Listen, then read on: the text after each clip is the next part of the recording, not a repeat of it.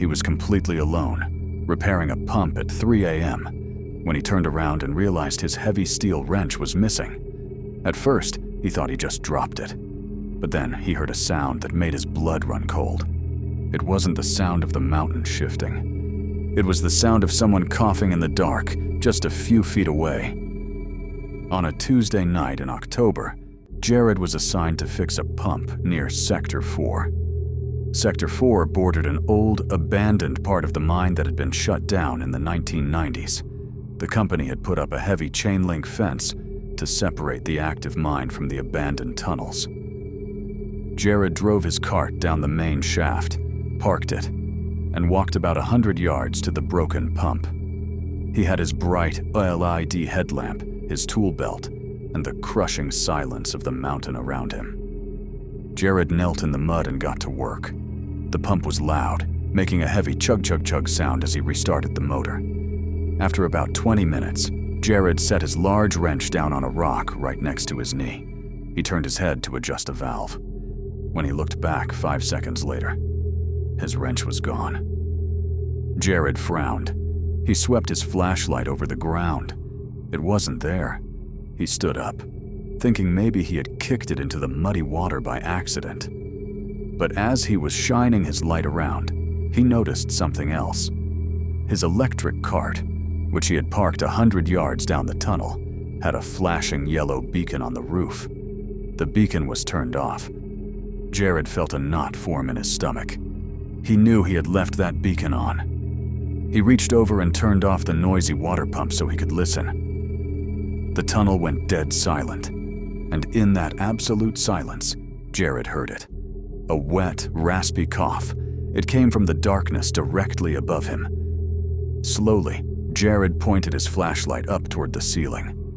In the coal mines, the roof is supported by massive wooden timbers and steel mesh. Crouching on top of one of those wooden support beams, directly over Jared's head, was a man. He was completely covered in black soot and mud.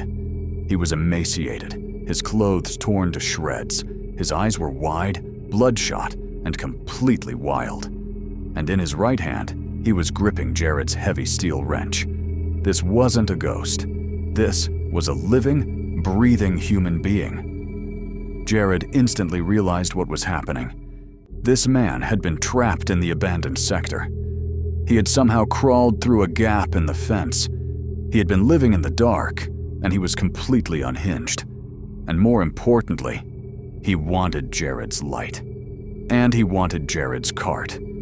"Hey," Jared whispered, trying to keep his voice calm. "I can help you get out of here." The man didn't say a word. He just bared his teeth, raised the heavy wrench, and dropped from the ceiling. Jared didn't hesitate. He spun around and sprinted down the tunnel toward his cart. Behind him, he could hear the heavy splashing of the man's boots hitting the flooded floor, chasing him in the dark. The man wasn't yelling. He was just making this horrifying, desperate, panting sound. Jared reached his cart, threw himself into the driver's seat, and slammed his hand onto the ignition switch. Nothing happened. Jared looked down. The wires leading to the cart's battery had been violently ripped out. The man hadn't just turned off the beacon. He had disabled the cart to make sure Jared couldn't leave. Jared heard the splashing getting closer. He abandoned the cart, grabbed his heavy emergency radio, and started running on foot toward the main elevator shaft, which was over a mile away. As he ran through the pitch-black tunnels, his headlamp bouncing wildly, he could hear the scrapper scrambling over the rocks behind him. The man was running purely on desperate, primal adrenaline. Jared knew the tunnels better. He took a sharp turn down a narrow secondary shaft, clicked off his headlamp, and pressed his body flat against the cold stone wall. He held his breath. A few seconds later, he heard the man run past the intersection in the absolute dark, blindly swinging the wrench, hitting the walls, and making a terrifying, guttural crying sound.